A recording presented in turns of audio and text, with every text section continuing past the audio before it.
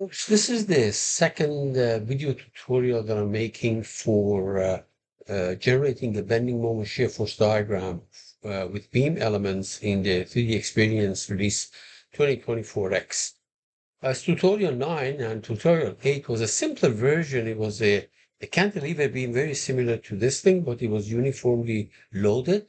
This is a little bit more involved. It's again cantilever. However, it's taken, by the way, from a textbook by Beer Johnston, and this is the setup of the drawing in the book. So what you can do is that this force here actually causes a concentrated moment at the point E. So you can eliminate this little piece here by putting the 10 kips load here and a clockwise moment, concentrated moment of 10 times 2, which is 20 kip foot. Okay, so in fact, I'm going to be modeling the problem that you see down below instead of this whole gadget with that attachment. Now, my strategy, because remember in a couple of tutorials ago, I mentioned that the different ways you can do these things. You can create it as a wireframe. When you do a wireframe, you can join it. You don't have to. You do not have to join it, or you can do it as a sketch. Again, you can. Well, in the case of a sketch, you will have to join it because otherwise you won't be specify. You won't be able you won't be able to specify the section property on the geometry, although it is possible to go around it. In other words, putting the properties on the element generated. But anyway, so my strategy here is to use a sketch. In other words, draw a line in the plane, draw a line in the sketch plane, and then join it. And then, because I'm doing it like that, I will have to create group of elements and nodes, because that's how you can apply the boundary condition. Let me remind you that the group is the counterpart of the set in the Abacus program. What is buried inside of the 3D experience as a FEA solver is the Abacus code. Okay. Now, in the Beer Johnston's book, the bending moment and shear force diagram is generated like that. And I will do that. Let me remind you that in order to create a bending moment and generate and shear force diagram, you need to create path. First of all, you have to request output so that we can actually plot it. And that means that in the simulate tab, before you simulate it or run it, just click on the output and make sure that you ask for this. Without this, you will not be able to generate the diagrams that we want. Now, after after the program runs, you have to create a path. Okay, and that is the setup. In the setup tab, there is a path here. You define a path, and after you define a path, then you can go to the plot tab, and use XY plot from a path. Okay, so and this allows you to display the cross-section of the beam and fool around with the size of the symbols, etc. But I'm putting this thing in every presentation that I make. All right, let's go ahead and do that. We're going to go to the 3D interface. I've already set my units, and remember, to set your units, you go to preferences, and I've already done it. Length is in feet, and if you go to, for example, force, I've changed it to kp, 1,000 pound, basically kilo-pound force. Okay, kilo-pound, etc. All right, good. Now let me close that. I've already done this. Because I'm going to be joining, I might as well start with the generative shape design, because I need the join icon anyway. You can see that it's right there. If you did this thing in part design, eventually you have to switch to generative shape design if you're going to need the join icon. All right, so on that vertical plane, I will sketch.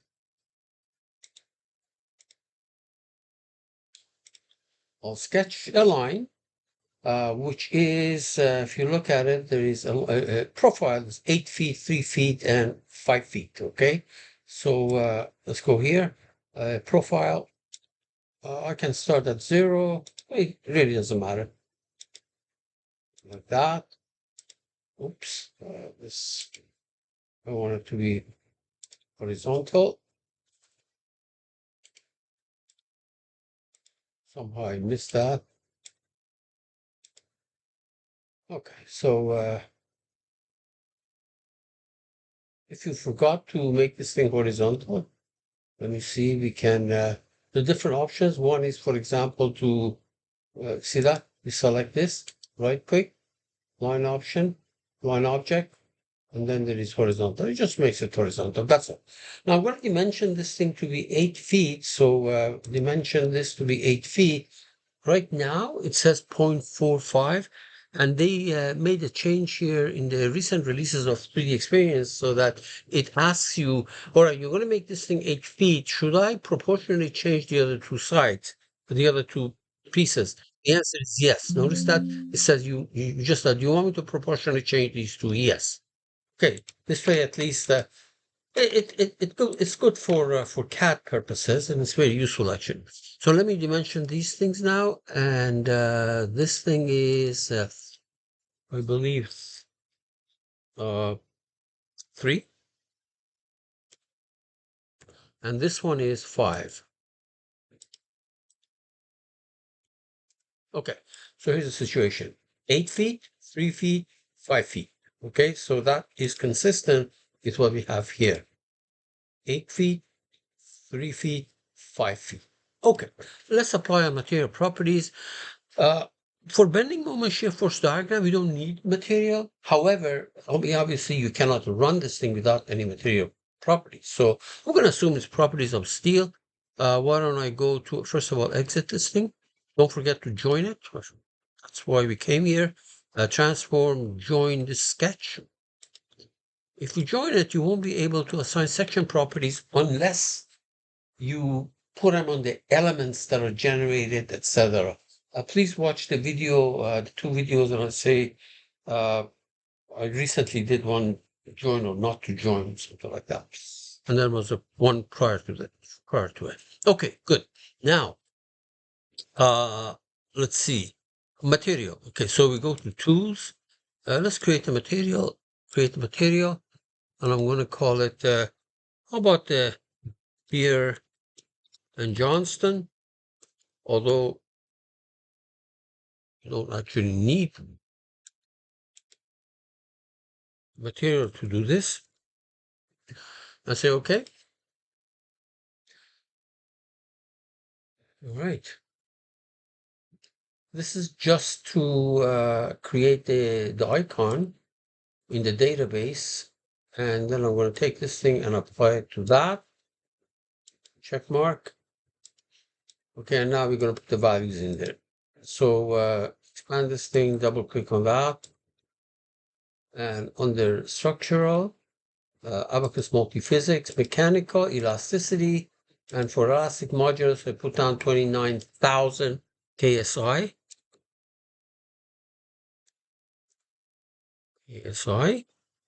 And for Poisson ratio, I put down 0.3.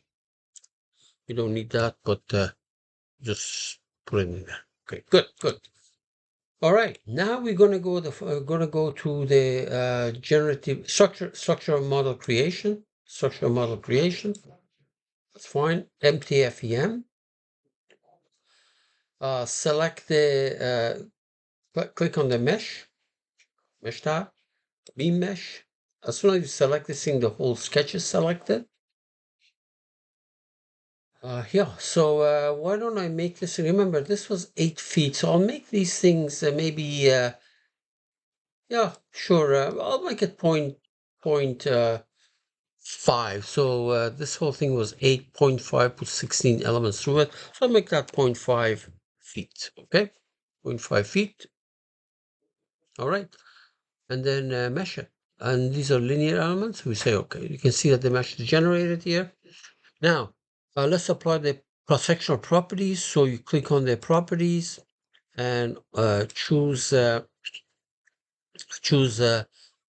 beam profile, circular, cross-section I think I said we're going to use 2 inches. So radius of 2 inches. Cross section is circle, radius 2 inches. All right. And then create a section. Now, I want to tell you that if you had not joined this thing, when you try to do this step, it's going to come back and say, I can't do it, etc. So, but anyway, I joined that, so there's no problem. I select this thing, the whole join is going to be selected. See that? The whole thing is going to be selected. Don't forget to select the profile, beam profile on. Very often people forget about doing it because once you create it, then you have to select it here, and then we say, okay, good. So this takes care of my geometry. Now, on purpose, I'm not going to create groups.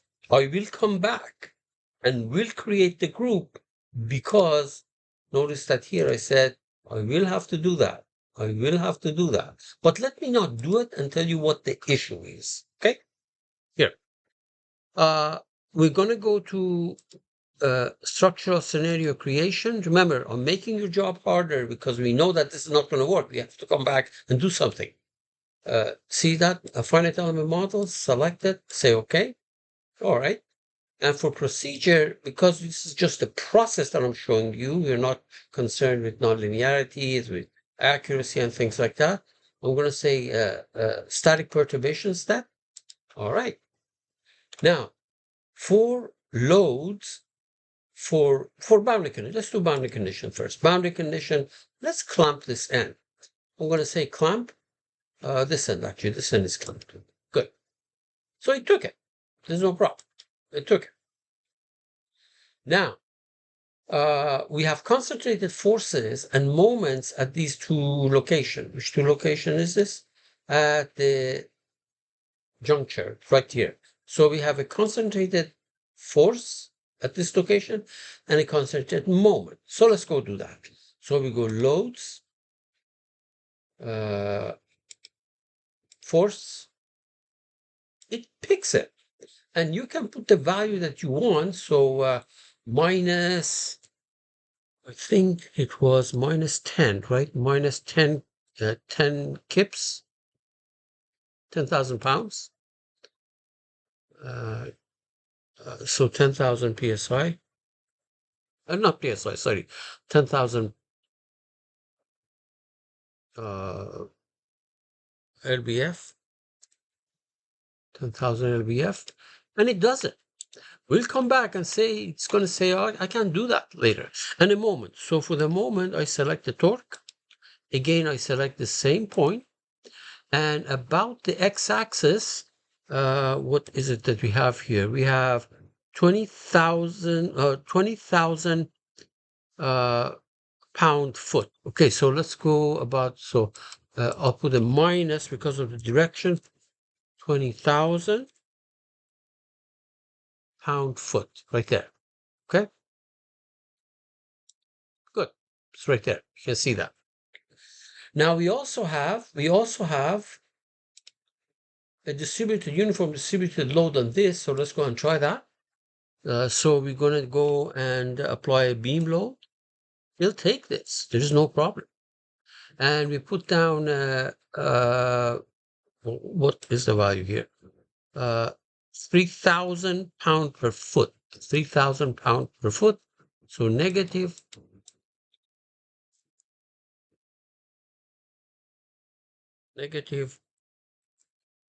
3,000 pound per foot. Okay, you took it. Now, notice that what I'm asking for is also I have to request this data, but I want to show you that actually it did not run. This will not run. So let's go to simulate. I'm not going to request that. That's because you have to come back and do some stuff here. I'm not going to request that, but can be done. So we go here. Actually, might as well do that. Okay. So we have force. Where is this? It's up here somewhere. Right here. and force. Okay, we did it. This is our output request is in the tree. You can see that it's right here. This is the output request. Now, when we try to uh, make a check here, model and scenario check, say okay. You see, model and scenario check. It says I do not recognize where you put these forces, etc., and the restraints. Says I don't know that. So we have to fix it. Say, okay, this is where we have to go back and create groups and then put the stuff on the group, not at these junction points. Okay, so let's go ahead back to the model where we meshed, or you just double click on this and puts you back there. Under the group, what I'm going to do is I'm going to create two groups. One of them for elements. Let me click on, for example, say here it says a geometric group. I select this geometric entity, this line, and I want the elements because later on I'm going to put the load on it. Okay, we say I'll call this thing elements. Elements. Okay, say okay. Then I do another group for that location, and there are different ways of doing it. Let's see if the manual group works. One node was selected right there. Okay, and I'm going to call this thing concentrated stuff, concentrated load. Okay. Now notice that as I'm creating these groups, there are in the tree, you can see that. Oh, I forgot to do the first one. The first one was elements, right? I forgot to do it. Let's do it again. So geometric entity, this, I'll call this thing elements. I think I forgot to pick it actually. The not nodes. I want the elements, and I say okay. Well, they're right there. Okay, so update this. Good. Now, for this location, it turns out because it's the end point, it doesn't matter. But now that we're doing this thing anyway, so I'm going to say manual group, that location, and I'm going to solve a clamp. How about that? Clamp location. Clamp location. Although that is not, this particular one is not necessary, but I did it. Okay, so right there. So what I'm going to do is I'm going to go and change the support of where I apply the load. For example, if you go to the force, that's the one that was applied here. Double click on this and put the cursor in this support, right click, remove all. Okay. And then use this tab here. Use this tab. You say, put it on a group. You click on the group, and that is where the concentrated force is going to go. Concentrated load. It's going to go right there. Okay. And by the same token, you double click on the torque, remove all, use group, and it's the same location again, concentrated load. This one I said we don't need it, but I will do it anyway. So let me first finish the beam load. Double click on this, remove this, and group, and its elements right there. And finally, the boundary condition is right there. Double click on this. I don't need to do that, but I will do it anyways. Remove and group, and it was the clamp location. All right, very good. Now we already asked for this extra data, so I don't have to do that. So let me save and quickly do a check. Remember last time it bombed out. It says I don't recognize where you put your force and things like that. Now let's do this. You're not going to get that same error message right there. This is okay. And let me do a simulation check. Okay.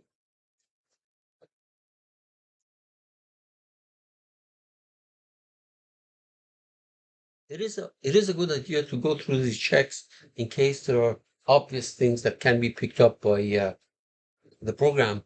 We can go and change it at this point. I don't anticipate any problems here. And then once it finishes, then we're going to simulate, right? This is the simulate right there. So let's see what we did here. So remember, we uh, before we did the simulate, we actually went and requested this output, which I did it before I created the groups and things like that. And then we wait.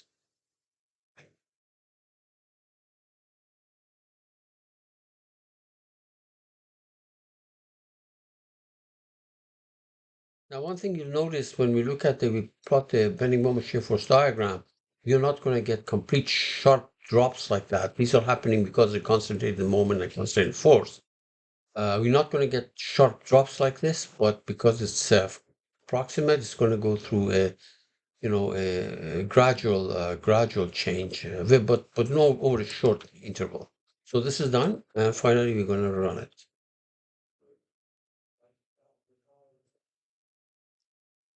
It's a very simple model.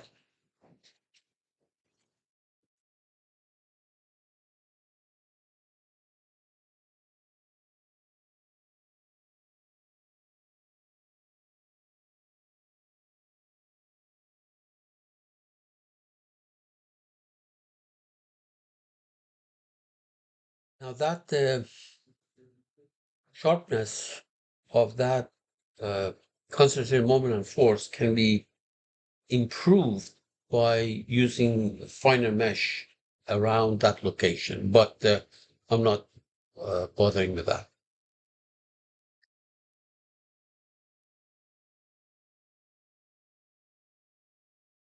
It's done. So in just a minute, it's going to show us the deformation. And now I'm not going to plot the deformation for you. It can be done. I actually did it in tutorial 8. But here I'm just going to worry about the bending moment and shear force diagram. So this is done.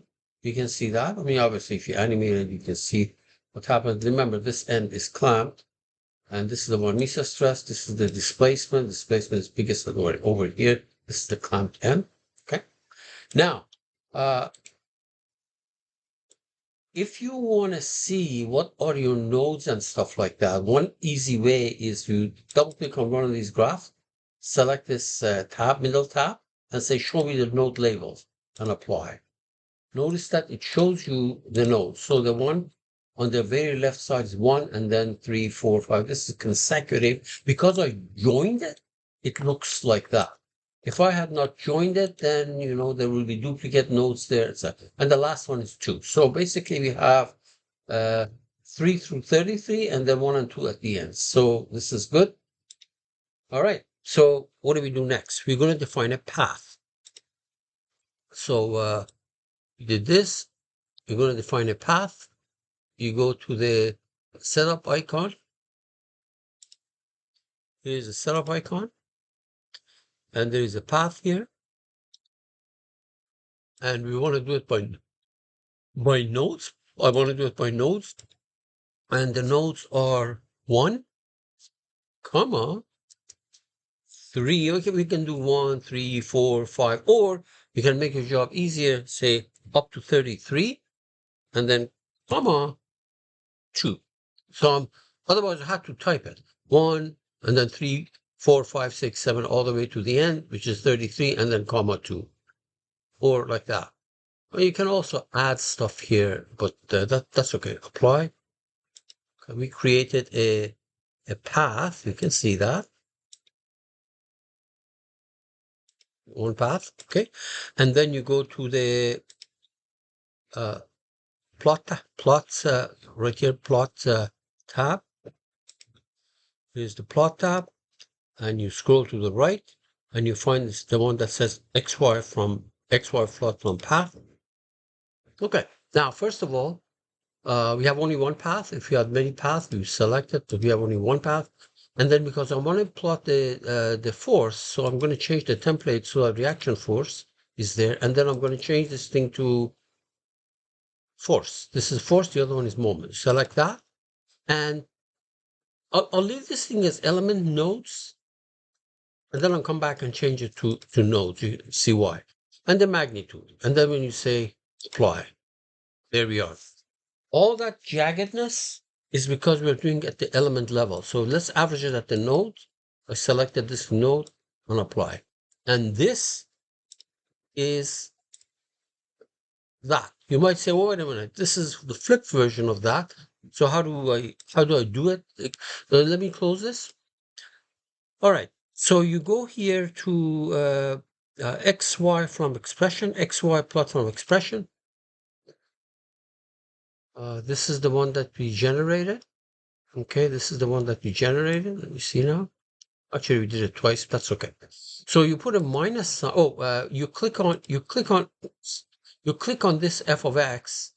This f of x. You click on it, and then you put a minus sign here, and then you're going to select this guy. So basically, give me the negative of that, and then apply. There we are. And this is that. This is that. And the numbers actually match. If you use this this icon here, we can actually figure out what these values are by moving it around. Minus 24, and then minus, what is this last one? 34, minus 34. You can see that, minus 24, minus 34, etc. Now, you say, okay. Let's do another one, XY plot from history. Oh, no, not history. Close, I don't have history. XY plot from path. The template is going to be reaction force, but then what we want is the moment right there, and I want to average it out, nodes, and magnitude, apply. And this is that, okay? And then once again, if you want to flip it, so you go to, so that it actually, the sign actually matches this.